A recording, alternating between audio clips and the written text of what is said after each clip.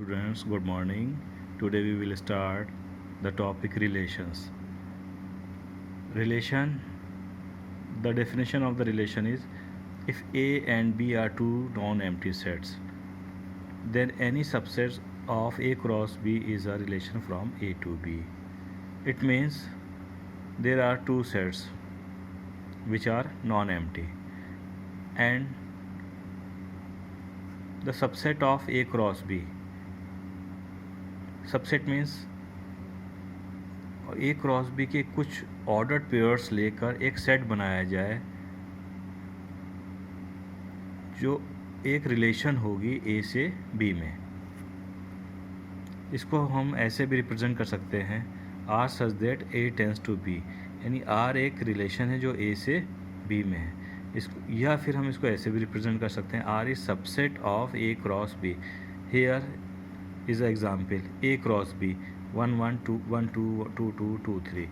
These are the ordered pairs taken in A cross B, and we take some ordered pairs from A cross B, say 1 1 and 2 2. There are two ordered pairs. This is the subset of A cross B.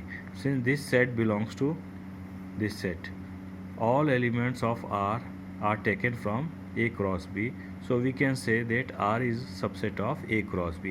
R A cross B का subset है, इसलिए R को हम एक relation कहेंगे A से B में।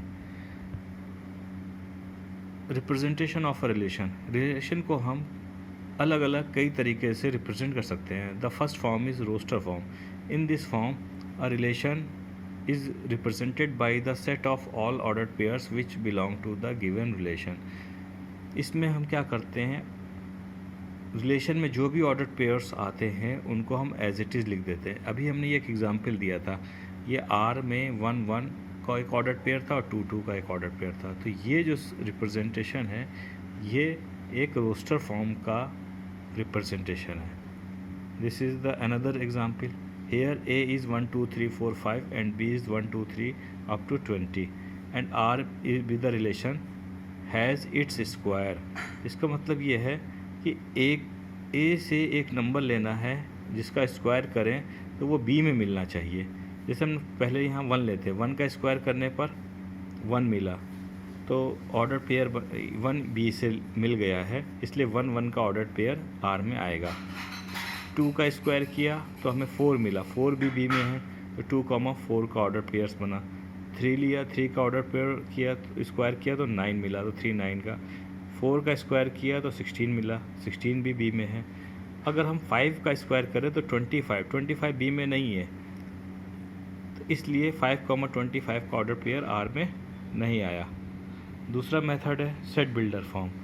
इन this form the relation is represented as x y such that x belongs to A and y belongs to B and x R y. X R y means x और y के बीच में एक relation होगी। R is a relation by or rule by which passes which pair x and y. Example A is equal to 1 3 4 5 7 and B is equal to 2 4 6 8। R is equal to 1 2 3 4 5 6 7 8. We can say that there is a difference between x and y is 1, 2 minus 1 1, 4 minus 3 1, 6 minus 5 1, 8 minus 7 1.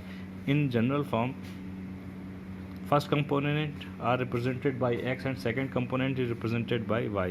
So y minus x is equal to 1 and x belongs to A and y belongs to B. This is the representation is called set builder form. Another method is arrow diagram. In this form the relation is represented by drawing arrow or rays from first component to the second component of all ordered pairs. इसमें हम दो circle बनाएंगे और इसमें ये first circle ए होगा और second circle B होगा। ए के एलिमेंट्स को लिख देंगे, फिर बी के एलिमेंट्स। अब आर में 3 2 से पेयर बना रहा है तो 3 को हम 2 से एरो से ज्वाइन करेंगे, 5 को 2 से ज्वाइन करेंगे, 5 को 3 से भी ज्वाइन करना है, 5 को 4 से भी ज्वाइन करना है। तो ये जो रिप्रेजेंटेशन है ये एरो डायग्राम कहलाता है, क्योंकि इसमें एरोज से ज्वाइन करा जाएगा फर्स्ट कंपोनेंट को सेकंड कंपोनेंट से। Domain and range of are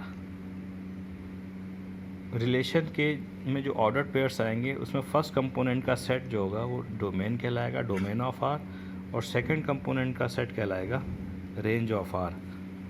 ये this is the short form of range and this is the short form of domain.